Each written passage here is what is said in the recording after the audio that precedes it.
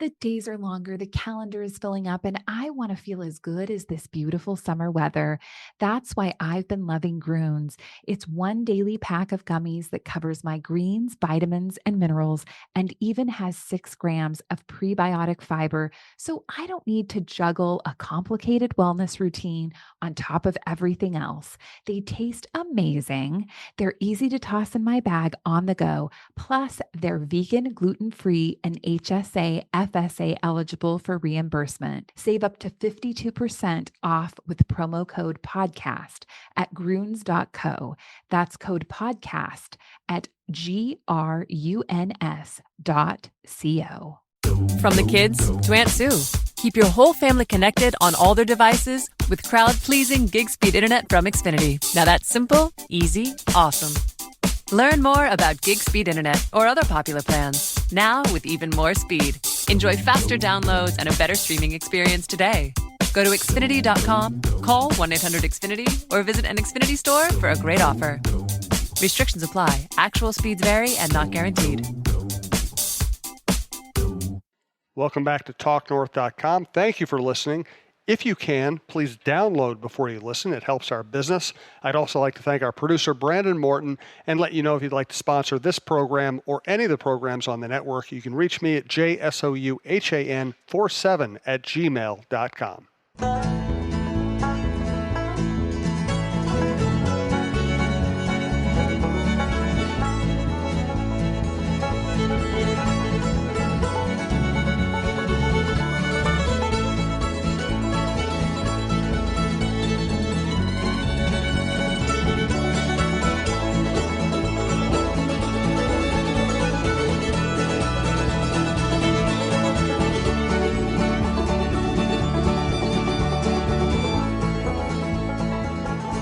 This is really strange. We're recording this show near a basketball court. Michael, have you ever seen a basketball court before? No, I did cover the Miami Heat for a very brief time in Florida, and the weirdest part of covering the Heat was, and I'm sure it's the same way with the Wolves, is that like they practice and you're kind of kept in like a cattle car, then all of a sudden 15 minutes left in practice when they're just shooting around, they bring you in there and you get the coach and all that stuff. So you're right, we're outside Target Center here, and it's my first time being in this Mayo Clinic Square, which looks awesome, and so I looked in the windows there, and there's the basketball court. I'm like, wow, is that where they practice? That is where they practice, Michael.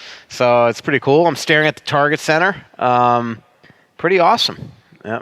I like the renovations. Yeah, well, I don't really. I mean, the practice facility is really nice. Yeah. Obviously, I come over here and do the show with Cheryl Reeve all the time. Target Center is not ever going to be one of the great basketball arenas in America, but they've dressed it up enough. It's pleasant. It works, and it's a great location downtown. But anyway, tell me about your recent locations. I like the Target Center, too. I have a soft spot because I know Jeff Kerr, the GM of the Target Center. I think he's still GM of the Target Center.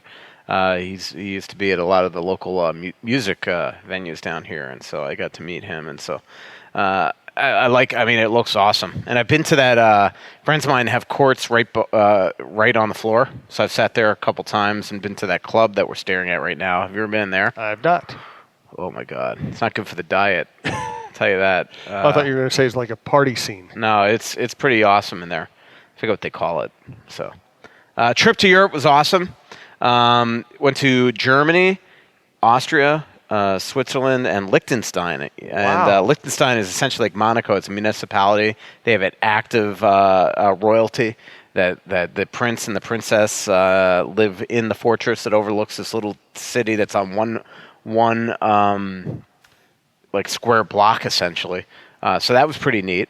Kind of between going Austria and Switzerland, and it started in Munich. It was awesome. I had a free day with my mom and Vicky and Clyde actually, and that was really cool. Just walking around the city and kind of went to a Mercedes dealership that's 4 stories. I have like every model of Mercedes like ever. How many did you buy? There. And it was like I've never been in anything like this place. So that was cool. Went to the Hoffer House. Ran into PJ Fenton at the Hoffer House. What are the chances? Really? Yeah. So that was. He's stalking you, isn't he? Or maybe vice versa. No. So he played in Germany for a long time. So he was there with his daughter and his wife. Just tell him to come to Tin Shed. We should actually have him to Tin Shed. And so he was at the Hoffer House with his family, and he was visiting friends, and it started off in Sweden. and wound up in Germany for a while, and so he was on vacation. So that was pretty neat to just. I mean, again, what are the chances that you're gonna? I knew he was gonna be there, but what are the chances that you're gonna at the same exact time be at the Opera House, right? So, have you know what the Opera House is? It's this gigantic beer hall. I mean, it's like it's just insane. It's pretty much community seating, crazy menu, pretzel lady running around, beer, live music. What's a pretzel lady? Like a woman that goes around with a basket of the pretzels the size of... I was hoping it wasn't the female version of Elephant Man. No, it is big pretzels. And then the next day, the whole group came, and we went right to, they were all tired getting off, and we went right to Dachau, a concentration camp, really the first one. So it was kind of an emotional beginning for them. At least we were rested and sort of ready for that. And then we took a tour of Munich, went to the Opera House, went to this one beer place that actually PJ Fenton recommended. It's his favorite beer in the world. We go there, and the greatest thing happened in the world. Anthony LaPanta and the waitress, they didn't hit it off.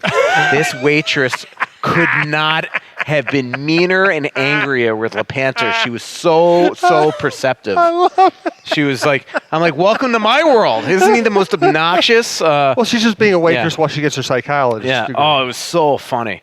And there was a woman on the trip, Annette, who round 2 went in with the waitress.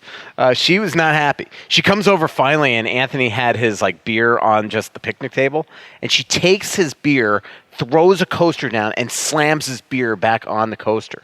And Anthony was like, "What is going on here?" It was so crazy bizarre. But doesn't he get that reaction everywhere? Yeah, no, exactly. I'm like, exactly. She immediately pegged what type of personality Anthony is. So that was really funny. Not to bring us through the whole trip, because I'm sure July 31st. Before you get to the rest of the trip, I should give you the sponsors. Let us. This is the Russo-Souhan Show. It's really the Russo Show. I just throw my name in there for the hell of it. Thanks to it's for the marketing. Sell it. Thanks to all of our sponsors, including Twill and the Edina Galleria. I've been wearing it pretty much nothing but Twill lately, the Johnny O, the Peter Millar, and all that. Thanks to Fixology Repair, fixologyrepair.com. Tony Hoaglund, your State Farm agent in Champlin. Bitesquad.com. Use the promo code TALKNORTH for your first delivery fee waived. And Tin Shed, your favorite pizza and beer joint in Savage, Minnesota. Our next live show is 7 o'clock on July 31st. 7 o'clock, July 31st. Only doing one live show this month, and then we'll pick up again more next month. Come on down and visit us. We'll have it was a huge crowd last time we did a live show. Huge crowd. It's a blast. We really appreciate their help. And by the way, while we're talking about it, check out Twill and the Edina Galleria. I've been by there a few times lately, and they just always have such cool new stuff. I'm here with my wife, Stacy. We went to Twill in the Edina Galleria the other day. We saw Scott Dayton, and I bought the nicest sport jacket I've ever owned, the most comfortable pants I've ever owned. They're Bracks. A nice pair of loafers that I can wear to the ballpark. I think they're called Tracks. And I bought a bunch of Stenstrom short sleeve shirts to go with my Stenstrom nice dress shirts. And, I used to wear just disposable clothes. Now when I buy something, I buy it at Twill. I know it's going to last me the rest of my life, and it's going to be comfortable. And on top of that, it's not just the best stuff you've ever had, but it's really everyday things that you can wear and that will fit all occasions. Yeah, I've worn the Stenstrom short sleeve shirts every day this week. When I dress up or even just want to look nice at a game or a Lynx game or something, I wear the Stenstrom dress shirts. But really, the Bracks pants are the most comfortable I've ever worn. They are more comfortable than jeans. I never thought I'd have anything more comfortable than a broken-in pair of jeans. And he keeps saying that, Scott, so thank you very much. Twill in the Edina Galleria, twillmn.com, Twill on Instagram. All right, continue with your minute-by-minute chronology of the trip. So went right then to Salzburg, which is just an awesome place, birthplace of Mozart. Just a beautiful country. I went to a place called Hallstatt. My mom missed the boat. And you mean literally, not figuratively. Yeah. But luckily, a guy named Chris, who listens to every one of our podcasts, he missed the boat too. So they got to spend a lot of time together, a lot of quality time. Chris and my mom. Did you record it? No. Episode? But just a beautiful. Insane. Some of these places you're just in awe of. Switzerland was funny.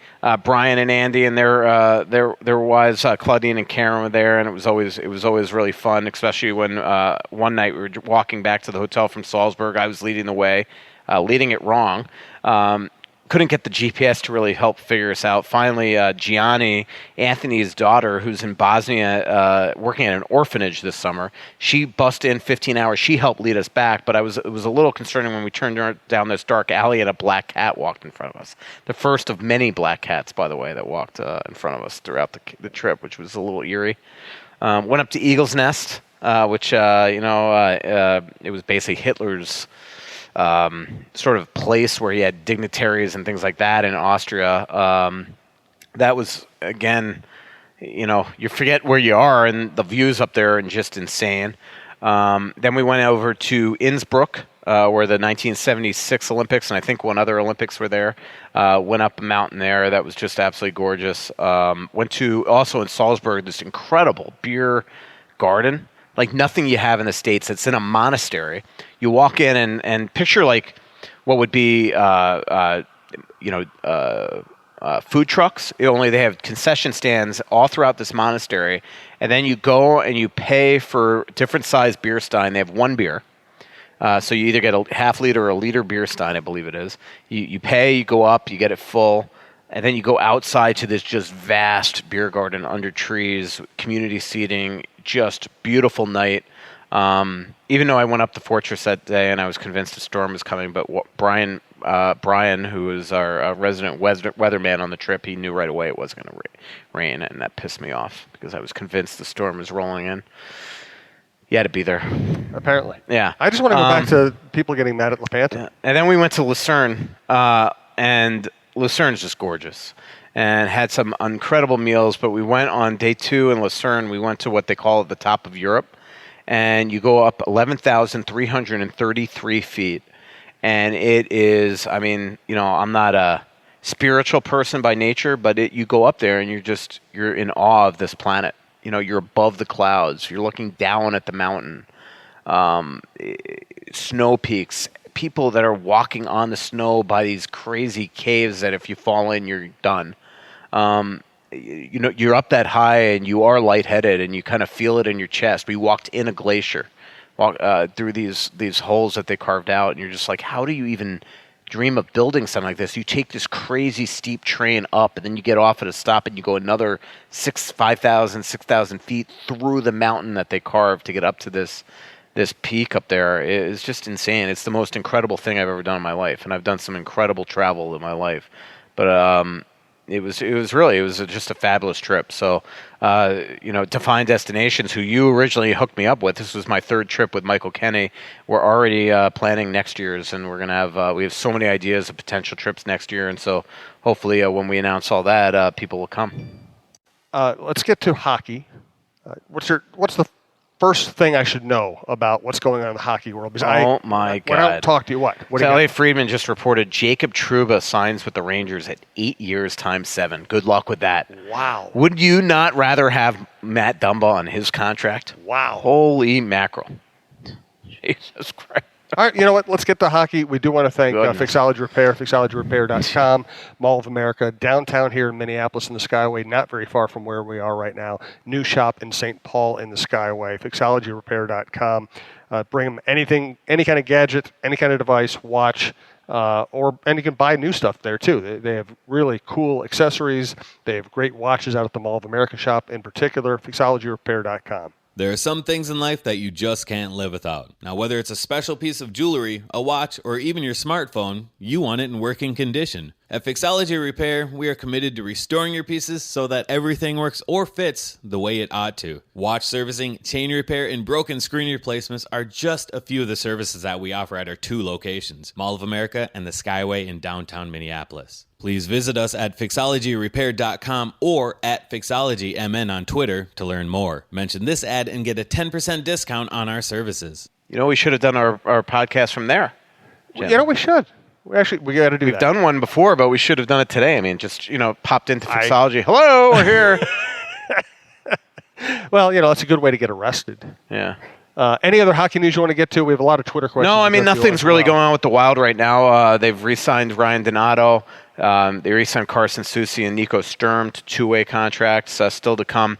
How are those guys going to feel when they listen to this podcast and you say nothing's going on, they just signed these 3 guys? Well, I mean, restricted free agents is just a matter of it's going to get done type thing. So next up is Hunter Warner, Louis Belpedio, and then the NHL guys, Yul Eriksson Ek and Kevin Fiala. Those guys should, if they get roughly what their comparables would be, it'd be about 3.5 and 1.5 ish. So that would be about $5 million. They have $7.6 million worth of cap space left. And then it's just figuring out what the team is going to be. I've put the depth chart on the Athletic a lot the last couple weeks. And right now it's just a convoluted looking lineup. So it's a matter of who's going to make the team, what position they're going to play.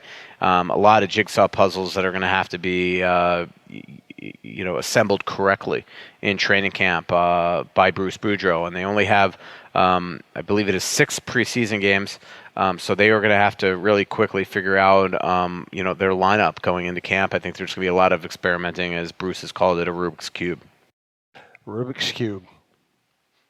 Which his son is an expert at doing. Really? By the way. Yeah. Okay, so Brady. It sounded like a negative to me. Maybe it's just a positive. Brady was doing that should have been the joke, because I should have told him, well, then have Brady do it. Because Brady could figure out a Rubik's Cube in like 5 seconds, honestly. So that's amazing. Yeah. I don't think I ever figured it out. Yeah. He's got a gazillion of them. Should have read the feature in The Athletic on Brady last September. Yeah, I'm good.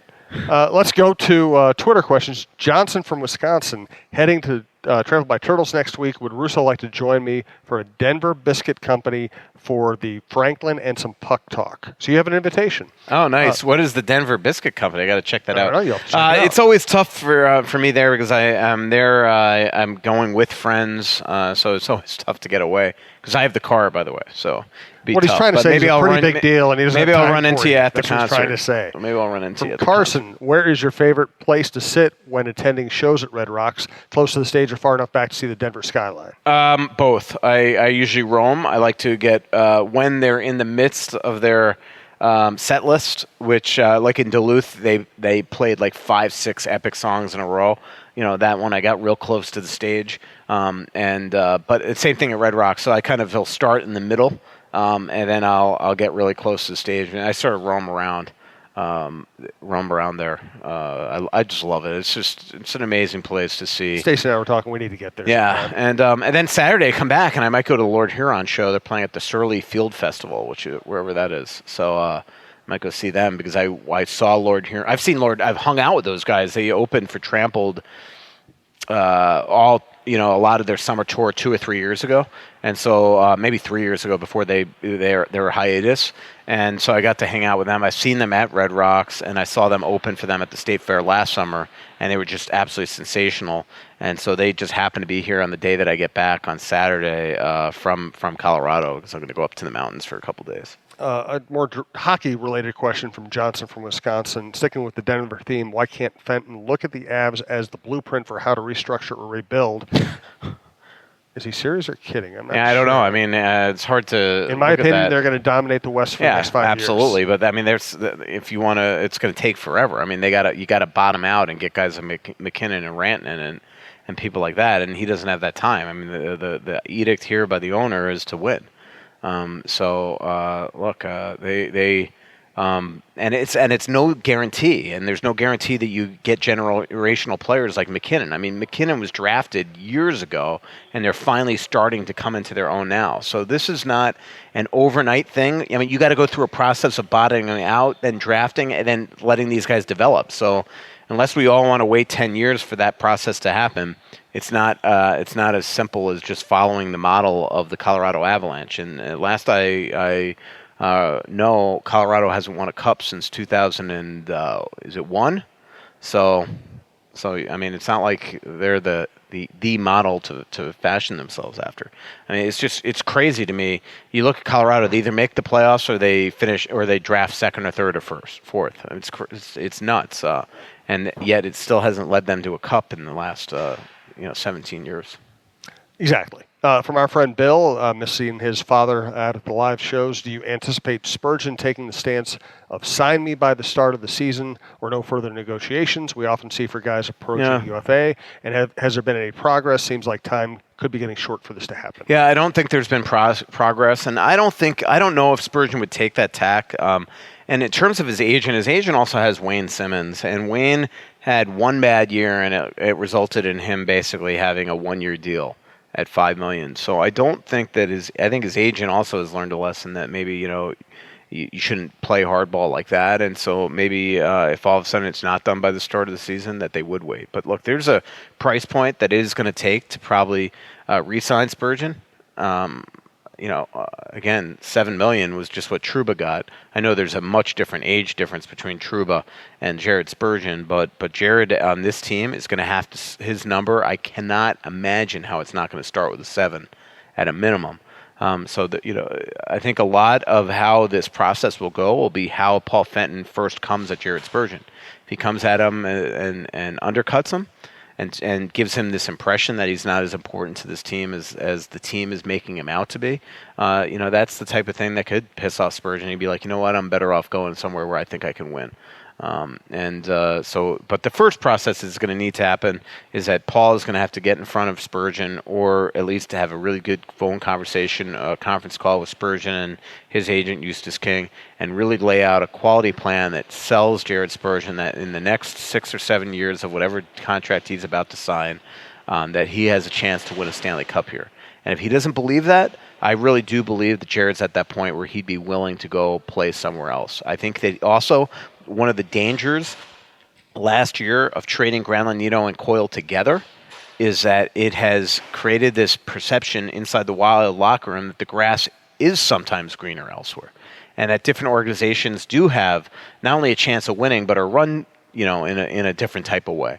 And I know that especially Niederreiter, I haven't talked to Granlund, but especially Niederreiter and Coyle absolutely loved the situations they were in, besides the fact that they both went to the conference final and one went to the Stanley Cup final. So all of a sudden you trade all three of these guys at once. Now the report's going back to all their friends. It's like, wow, sometimes it's great to get that fresh start. I think Jared sees that. I really do. And that's why I just don't believe, unless the price is out of this world, that it's just going to be a simple, all right, sign on the bottom line. One contract that might be comparable is Ryan Ellis at $625, different time. Next year there's going to be a different price point with a lot of these guys. Trouba just set a price at $7. There's a lot of right shot defensemen, Alex Pietrangelo, Tyson Barrie. There are a lot of guys out there, and then left shots, the Torrey Krug of the world, that are going to set sort of a new market here. And I do think that it's going to, make life a little hard for getting Jared signed. Wow. Interesting. Good question, by the way, to get a start on that discussion. Hey, Bite Squad has been great for the network. They're great just for us as a family when we order food out, because it shows up looking and smelling and tasting great, just like a waiter or waitress delivered it to you. They deliver breakfast, lunch, and dinner. They deliver anytime you want. They deliver wherever you want, office, home, elsewhere, parties, whatever. You can sign up for the member deal, $6, basically $5.99 a month for free deliveries any place within 4 miles. Use the promo code TALKNORTH to get your first delivery fee waived, and keep using them after that because they've been great to Talk North, and they've been great every time I've ordered them. Bite Squad, bitesquad.com, or Bite Squad, the app. From Derek Velska, based on what you've seen with contracts and NMCs handed out, have NHL GMs learned from their mistakes in the Vegas expansion, or does this really bode well for Seattle? No, I don't think that. I think Seattle's going to have a much tougher time. I really do. But we'll see. I mean, to me, the no movement clauses is all relevant. It's whether or not we get to the 2021 expansion draft and teams look at Florida, look at Columbus, look at Anaheim, look at Minnesota, and say, holy mackerel, maybe it's just better to lose our player. Why make a trade and give them multiple assets? Why give them Marchessault and Riley Smith? Why give them William Karlsson? Why give them Shea Theodore? Why give them Alex Tuch and Eric Holla? Just take your hit. Everybody's going to lose a team, and I'll lose a player, and just lose that player. To me, the no movement clause, it's all irrelevant. It's more that to me that we don't know now, and that's why I just think it's going to be harder for Seattle to make trades And another team that's going to be a part of this is Vegas. They don't lose a player. So you now, all of a sudden, Vegas can come in and submarine Seattle and continue to make trades and deals with other teams. I mean, Seattle is going to have a much, much more difficult task because a lot of teams are going to look at what they did with Vegas and say, all right, we messed up. And I just think Ron Francis is going to all of a sudden try to make these deals. All right, give me a prospect in this to stay away from Dumbo or whatever. And I think it's going to be a lot more where, GMs are going to be like, no, just take my player. That makes sense. From Mike Burgoyne, basically asking, is it important to have Spurgeon signed by the start of the season? I mean, yeah, I think so. But because if all of a sudden they suck, which is a possibility, they start 13 of their first 18 on the road, it's going to absolutely change the complexion of the negotiation. Where Spurgeon's going to be like, you know what? Maybe it's just better to go somewhere else. Take the trade at the deadline and then go and sign something next summer somewhere else. So if Chuck Fletcher were running the expansion draft today, knowing what he didn't know then, what would he do? Well, I think he would have protected Dumba and just let them take Brodin or maybe Stahl if they wanted Stahl. I mean, part of the deal, we keep on talking that they, again, it was like they left Dumba exposed. They could have left Brodin exposed. It was either one. Both knew they were going nowhere. Both were assured. Well, Brodin was protected, but Dumba was told, you're not going nowhere. Eric Stahl was told, you're not going nowhere. We have a deal done. And my guess is it started to get around because Eric Holla knew that he was going there and signing this new contract. So, I'm sure it went around the team that, hey, it's definitely not safe. So, looking back on it, the fact that they gave up a right shot, I mean, Eric Holla was not coming back here. They were getting rid of him. They looked at Eriksson Ek as a replacement. They looked at the fact that he was an RFA 1 year from UFA, that they weren't going to be able to afford him. Eric probably wanted to go somewhere else, too, the way that he was treated, especially after the Hansel trade, where he was playing great. And then all of a sudden he was downgraded to the fourth line because of that Hansel trade. I'm sure that he was just saying, you know what, I'll just bide my time, sign for one, and leave. So they weren't going to be able to bring him back. But giving them Holla giving them Tuck to entice them to take Holla, to me, was the mistake. And that, to me, in hindsight, if Chuck Fletcher knew how badly this team needed a right shot, how badly they needed a prospect, I think looking back on it, he probably wouldn't have done that. I mean, in hindsight, he wouldn't have. Thanks to Tony Hoaglund. In hindsight, Craig Leopold wouldn't have let him. Right. Thanks to Tony Hoaglund, Hoaglund. Best endorsement of Tony is we both get our insurance through Tony. I get my house insurance, my property insurance. He also handles financial services. He can help you in a lot of ways. Completely trustworthy, great guy. Has been great for us. Tony Hoaglund, Hoaglund, your State Farm agent who works out of Champlin. Hey, Minnesota sports fans. This is your local State Farm agent, Tony Hoaglund. I need you all to ask yourselves this question. If you're in an at-fault car accident and you are sued for $700,000, how much of that $700,000 will my current insurance company pay? If you are unsure or can't answer all $700,000, you need to give us a call. State Farm has been number one in car insurance since World War II and number one in homeowners insurance since 1964. For a no-obligation review of your current policies, call us at 763-421-4900 or check out our website at www.champlininsurance.com. And remember, July 31st, 7 o'clock, Tin Shed, come out and see us. Wow. Hey, just to let you know, the Trouba contract's even worse. What is it? It's 7 years at $8 million. Oh, my. Holy crap. Oh, my. Wow. Yeah. Eustace King's jumping for joy today. Wow. From Jake Gray, did you get the phone number of the cow that licked you? Did you see that? Yes, I did. Yeah. From Chris. Did you see Anthony LaPanta yodeling on video? I avoided that at all costs. You should definitely see it. No, thank you. From Chris Langley, random inside question. Game 7 Sharks versus Golden Knights. Did we ever figure out where Pavelski was bleeding from under his helmet and how blood was pouring out of the vent hole so quickly? I think it was the forehead, but I'm not positive. But it was ugly. From Mark Chapin, any news on the analytics staffing front? They, I believe, are about to hire somebody. Anybody you can mention? I mean, no. Okay. And I mean, if I mention the person that I'm hearing, it would probably mean nothing to everybody. I mean, it's just one of those behind-the-scenes things, but it's it's somebody that I think that they like. From Deb Taylor, when does Mike Modano come on board, and is he relocating to the Twin Cities? Training camp, he's not going to relocate at least the first year, it looks like. But the goal is to eventually relocate. From Rachel, how can we get Nick Bukestad in a Wild jersey? Call Jim Rutherford and make a trade. It'd probably be done in 5 seconds. Realistic?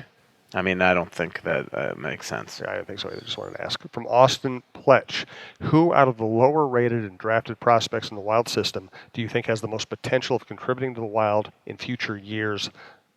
I'll just leave it there. Sorry, you got to repeat it. I just got a funny text from an agent. Who out of the lower rated and drafted prospect in the Wild system do you think has the most potential of contributing to the Minnesota Wild in future years? Anyone? Like not in Iowa? Who's a good sleeper in the organization? I don't know. I want to see Ivan Ladnia. I want to see this Kovanov kid. I like this Conadure. I mean, all these guys are names that have impressed at lower levels. Brandon Duheim.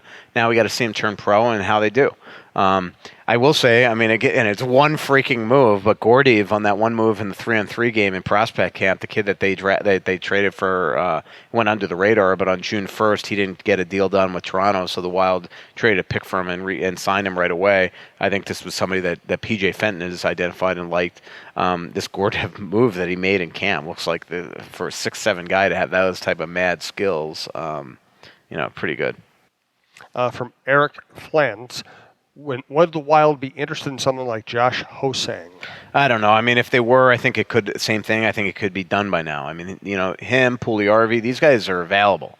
Paul can make those moves, and he hasn't yet. So I think that the answer would be either he's waiting to see how much money he has left on Fiala and Eriksson Ek, and then would maybe swing something, or he just has no interest in him. I mean, there's a reason why none of these guys have been acquired by anybody of the 30 other teams in the league.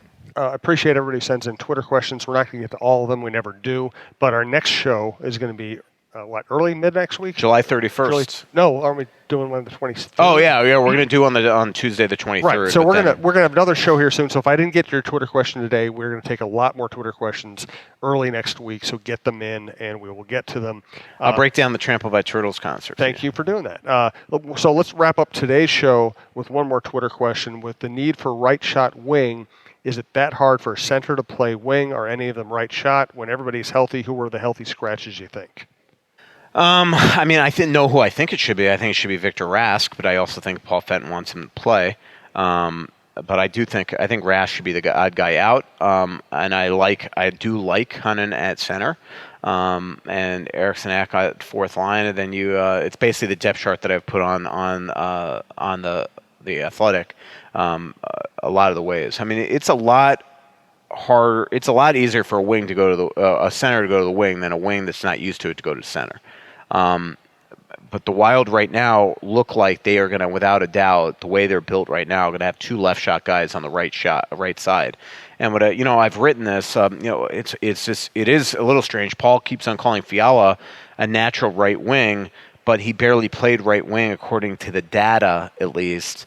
Like, if you look at, there's no way to really look back unless you're charting every night what position that he played in Nashville. But when I ask people there, they're like, well, the entire last year before he was traded, he played left wing. And if you look at his shot charts, the way that he took pucks out of his own end and the way he shot pucks in the offensive zone, it leads you to believe that he always, for the most part, played left wing there. So if he's a natural right wing, Nashville certainly didn't play him at his natural position. And Donato, all these guys are going to always say, I could play left or right. But Donato, same thing. It looks like he's going to have to play the right side now, either right side for him or right side for Zucker or right side for Greenway, just the way they're built. And if Cunning's on the right wing, then all of a sudden Rask has to be in the lineup, and probably one of those guys on a 2-way contract, meaning Greenway or Donato, have to start in the minors. So it's just a bit of a disjointed thing. There's always going to be, not always, but there's usually going to be injuries in camp, so this gives them a little more depth, and all of a sudden maybe things will make, 3 weeks into camp, we can see one of these guys hurt, and it's going to make a lot more sense. I mean, remember the one camp where Mikael Granlund walks into camp on a sprained ankle that he got training. Then he gets back, and the practice before opening night in Detroit strains his groin and misses the first couple games of the season. So there's always injuries. So there could come a point this season that we're all going to look back on this and laugh that we were all concerned about having Victor Rask on the lineup, where a couple injuries and this guy could be second line center. So I think that's what Paul Fenton is also trying to say is, look, you can't have too many of these guys. And but the thing that my big thing is that if Victor Rask is fourth line center and not getting power play time and only getting 7 or 8 minutes a night, there's just no way that he's going to suddenly resurrect his career, and all of a sudden you're going to buy him out in a year anyway. So it's just, it's just a disjointed lineup right now. There's not a lot of obvious pieces that you see fitting at this moment. It's, as Bruce says, a Rubik's Cube, and maybe Brady Boudreau will figure it out. 7 o'clock, July 31st at Tin Shed, our next live show. We'll also do a Twitter-driven show next week, so send those questions in early next week. We appreciate our sponsors, our listeners, and check out everything at TalkNorth.com. Thanks to Brandon, our producer. Talk to you next week. Pretty little city built on a hillside. Music in the bars and fire in the sky. We went to the beach and it was covered in ice, and I used to call it home. So much coming out, there's nothing going in. I know that you feel like you're never gonna win. Oh, but the world won't forgive a winner.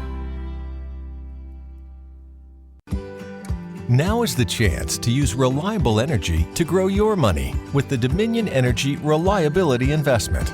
Our new investment product offers competitive returns, no maintenance fees, and flexible online access to your money. Make the reliable investment in reliable energy. The Dominion Energy Reliability Investment. To find out more, go online to reliabilityinvestment.com. That's reliabilityinvestment.com. From the kids to Aunt Sue. Keep your whole family connected on all their devices with crowd-pleasing gig speed internet from Xfinity. Now that's simple, easy, awesome. Go online, call 1-800-XFINITY or visit today. Restrictions apply. Actual speeds vary and not guaranteed.